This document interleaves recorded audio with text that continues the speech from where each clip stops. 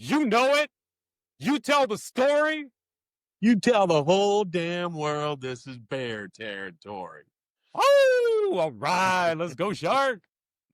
Welcome to Tell the Whole Damn World and our special football recap episode. It's Monday, September 1st, 2025. Our Golden Bears beat the pants off of Oregon State this past weekend. And as I always like to say around here, with a very special thank you to the late Bud Dog Turner, it's another great day to be a Bear.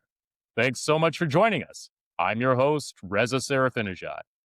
As I mentioned last week, we will release our football recap episodes on Mondays following each game during the Cal football season.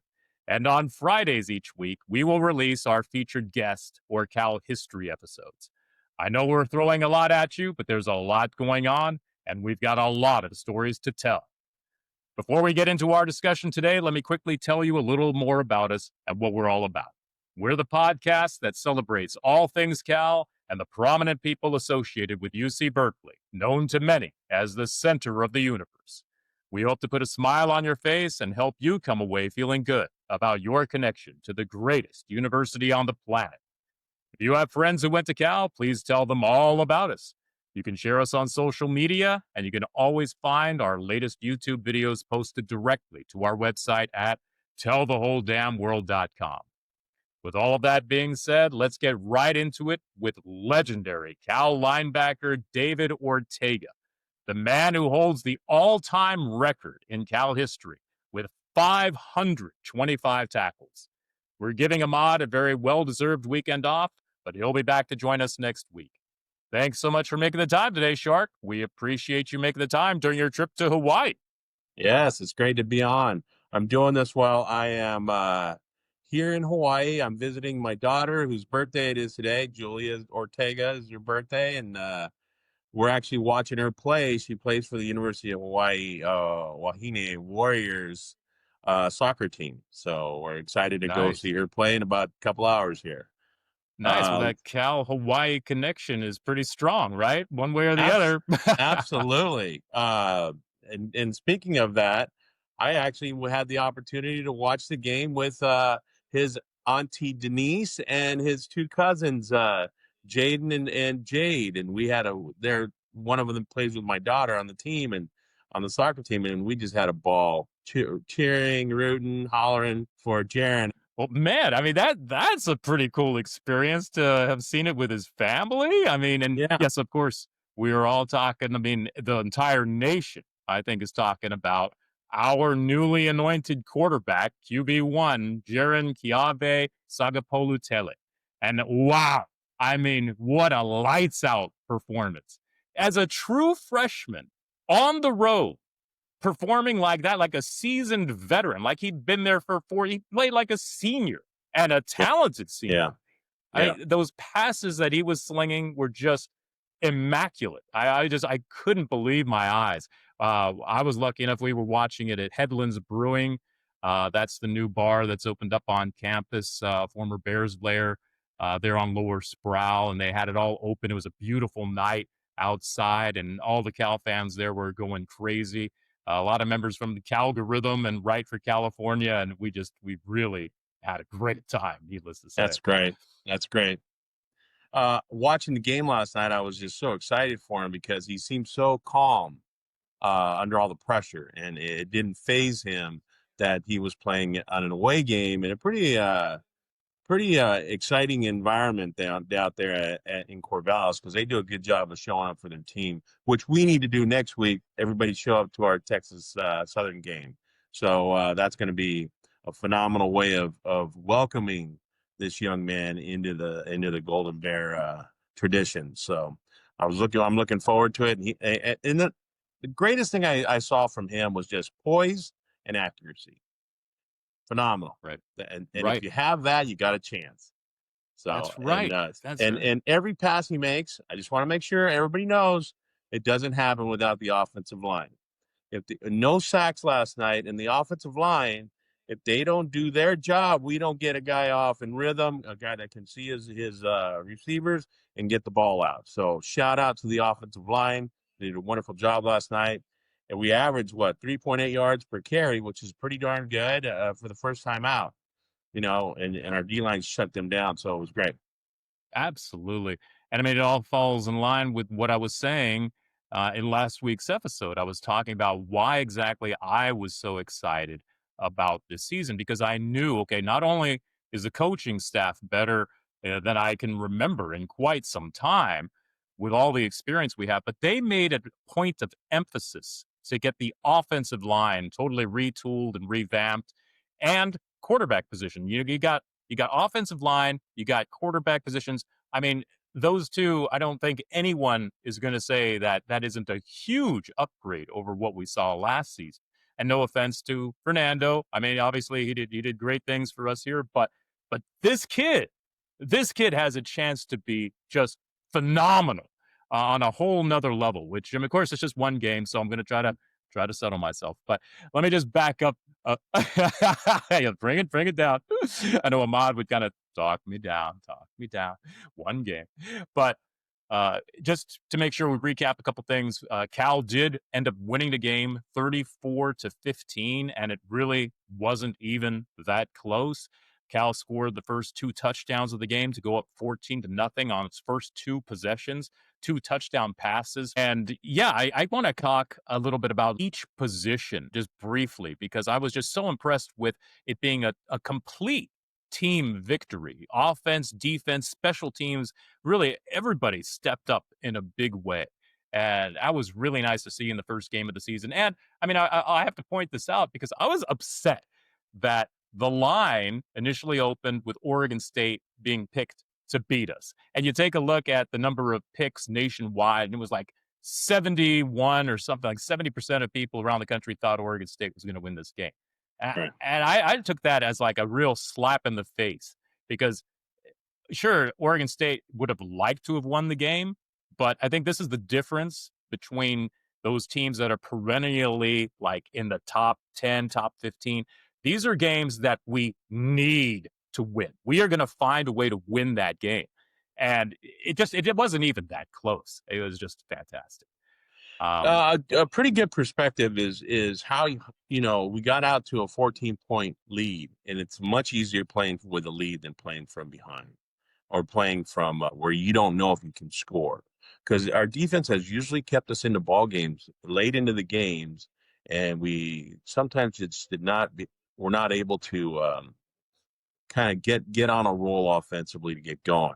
Getting going early and with Jaron and the whole offense. And I want to shout out to the O-line. The running backs played well. The tight ends did an excellent job. So and the receivers, catching balls, and it was a very good game offensively. We hadn't had a systematic marches down the field like that in some time. But you know what? Right. All good. No disrespect to anybody. Everybody tries hard.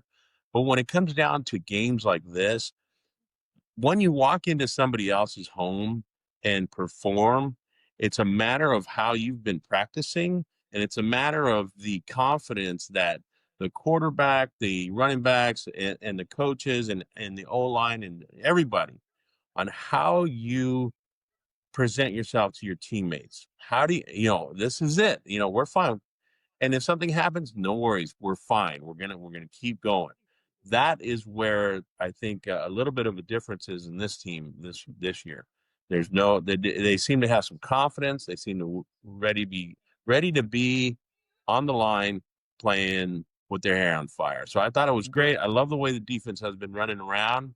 I think Luke Finelli, 41, came to play, and he's a new starter. So you don't know if the bright lights are too much for him, but he played well. Cade was awesome yesterday, and I love the way we're tackling guys backwards. They're not just trying to knock them down. There's 2 and 3 guys there. They're wrapping up. They're driving their legs, driving them back.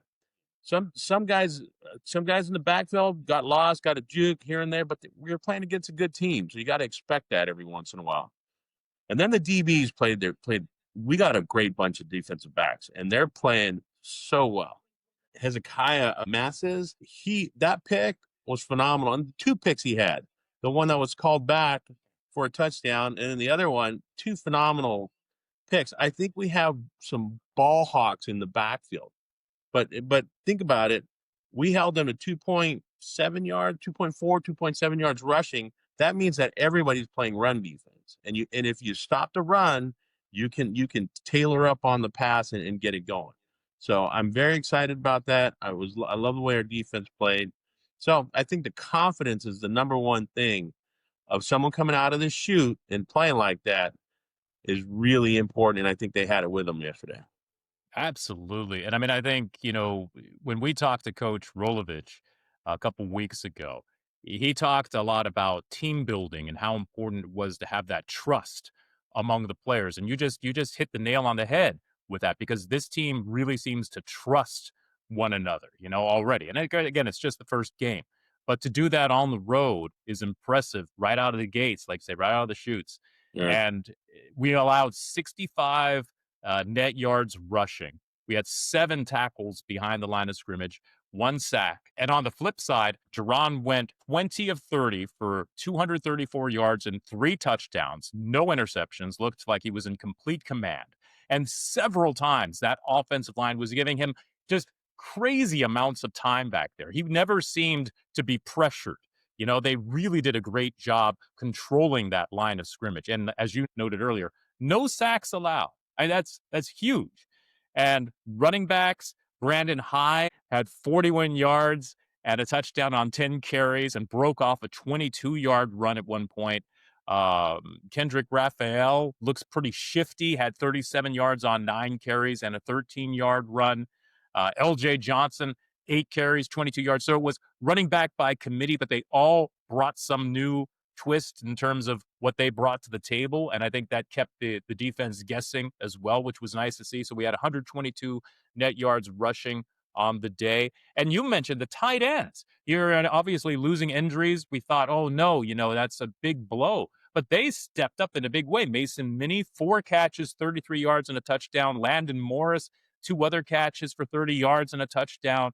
The only thing that I know that some people were saying, oh, because Jaron was putting these passes just right on the money, right? And it would have been nice if our wide receivers could have maybe met the ball and just completed the catches on a couple of those throws. Because if they'd done that, this would have been a crazy blowout. But Tron Grizel had 5 catches for 83 yards and a touchdown. That was nice to see. Okay, Mark Hamper. before we go any further, Yeah. let's just salute Tron Goodell. I mean, Yes. because I love it. Somebody mentioned it on, I don't know, on one of the social medias that he's the guy that has been so loyal to the team. He's been there. He's a walk-on. He earned his place, and he just went over 1,000 yards catching for his career, and that is something to salute. That is something to marvel at, and just to say, what job well done, phenomenal job. Keep playing.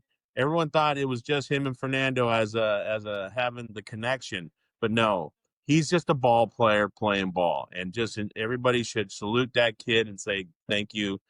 Great job. He's a senior, 50-year senior, I believe, and going forth and just doing a great job and getting better every year. So congratulations, John. That's right. I mean, it sounds like a golden bear through and through. That's for sure. And yeah, Mark Hamper had a catch for 35 yards. So yeah, I mean, all the guys really stepped up on offense in a big way. And on defense, Cade led the team in tackles with 10, Cade Uluave. And yeah, you mentioned the defensive backs. I mean, wow, they just really looked like they hadn't missed a beat from last season. I mean, pretty darned impressive to see how they really shut down their quarterback, who came in as the transfer from Duke, having won 9 games at Duke. No easy feat over there to win 9 games at Duke, and comes in as the guy who's supposed to be the savior for Oregon State, and he was under duress all night. Put some good pressure on him, and like you said, when you shut down the run, and then all of a sudden it's just you become one-dimensional, and you have to pass, and we have some ball hawks back there to be sure. Well, one of the best things about yesterday is one play that kind of is indicative of how this defense was sprinting around was they threw an outside pass out to, I think it was to a tight end, And the first guy to hit him was Cade Uluave. And Cade he almost flipped him. And here comes the defensive back, Brett Austin, number 4, came and just knocked him out and made the fumble. So here it is. It's near the sideline. A lot of teams are just trying to get the guy on the ground. If you saw UCLA, they weren't tackling anyway. So, but but we were hitting and sprinting to the ball and hitting through the guys all over the field. So what happens is no one's ready anymore. You catch a ball, you're looking to get hit instead of turning upfield, looking which way you run. There's a different mentality that you're taking. So when you're looking at this, you're looking at it, and who's the aggressor? Our defense was absolutely the aggressor last night and taking it to Oregon State's offense. So we did that all over the field. I really appreciate that because no matter where it was, our guys were hitting hard and driving and getting guys on the ground. So it was a great game, and I thought the defense played very, very well. Absolutely. Well, yeah, I mean, when it comes to defense, if our defense gets your stamp of approval, Shark, that's really saying something, right? Because you like to hit hard back when you were playing. I know that. Wow. I had But, a bunch of great teammates that we made a defense together. It was awesome. that's So right. yeah, so I get it. I get it. It's all good. Yep. Yeah. Well, I tell you, the other thing that, I know a lot of people were a little nervous about heading into the game was our special teams, and how are they going to perform, right? Because it's like, oh, God, can we just get a field goal kicker? Well, we don't have one. We have 2 solid We field made goal 2 kickers from the looks of it. yesterday. Right. And a 49-yarder. I mean, that was pretty impressive by Abrams, right? And then later in the game, a 23-yard chip shot by Chase Meyer.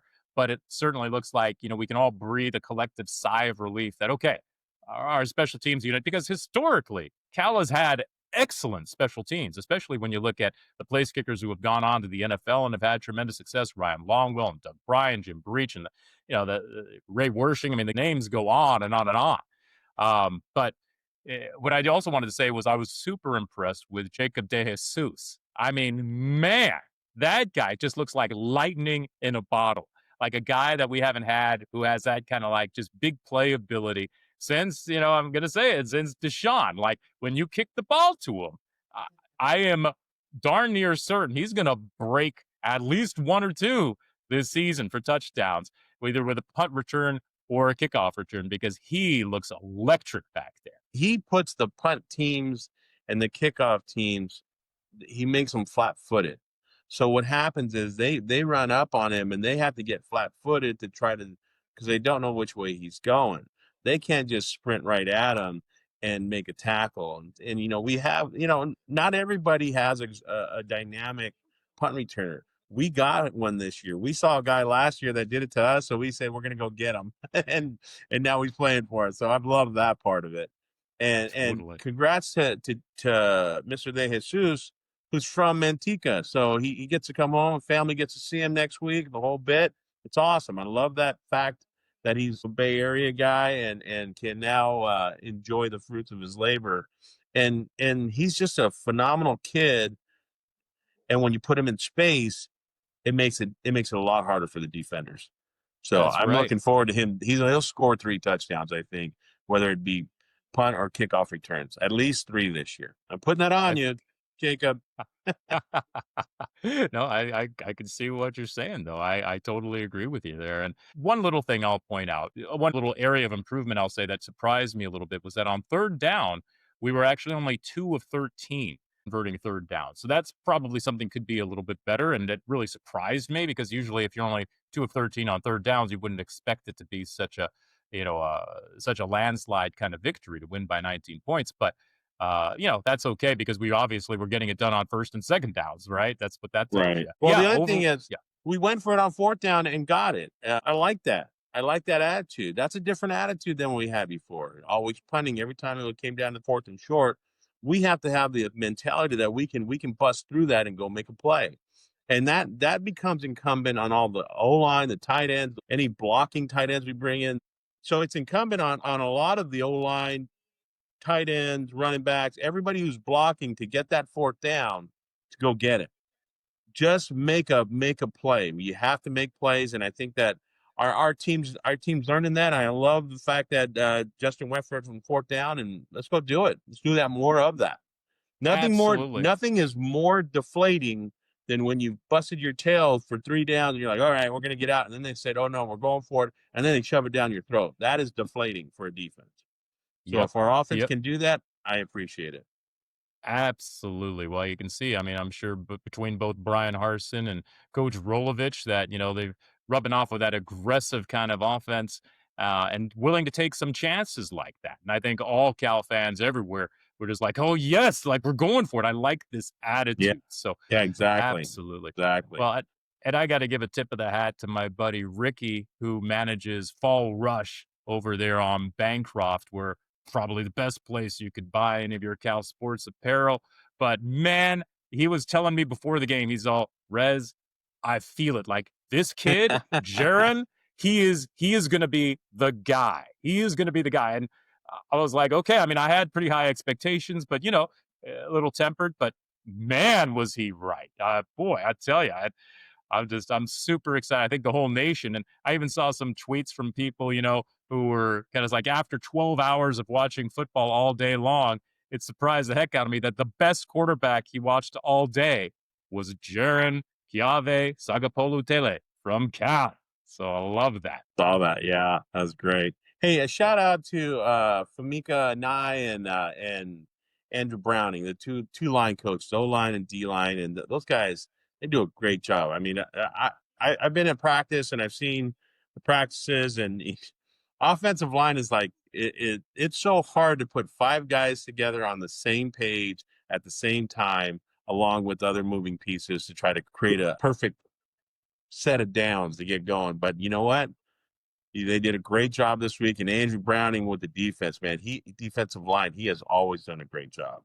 And congratulations to Mike Bruno on his first game as a Golden Bear full-time assistant coach, and had his linebackers playing really well. And if you didn't see him, he was out on the field pumping his hands and swirling around in a light blue shirt. I think I saw that. It was great. I love it. I love it. I love the emotion. Fantastic. So congratulations, gentlemen. Absolutely. Well, hey, I think we're going to wrap it up right here.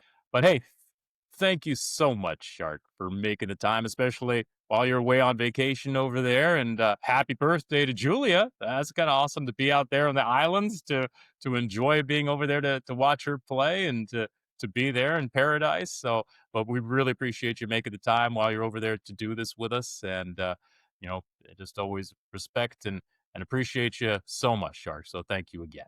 No problem. Well, that's going to do it for this week's football recap episode. We hope you enjoyed hearing us talk about the game, and we look forward to spending time with you again next week after our Golden Bears welcome Texas Southern to Memorial Stadium for our home opener. Let's make sure we pack Memorial for the game. And I hear that Texas Southern's Ocean of Soul band is not to be missed. This podcast is entirely a labor of love and a reflection of how much we love our university. Please help us grow this podcast by telling the whole damn world about us. As I noted at the top of the show, you can tell all your Cal friends to go to tellthewholedamnworld.com. Thank you so much for tuning in. We sincerely appreciate all of you out there listening and watching. And remember to tune in Friday when Leslie and I will tell you all about Cal's very first Nobel Prize winner, Ernest O. Lawrence, the man who invented the cyclotron. This podcast is about celebrating all things Cal and the prominent people who are passionate about the University of California. Do you feel Cal is the center of the universe? Do you bleed blue and gold? We want you to tell the whole damn world about it. Go Bears! Go Bears!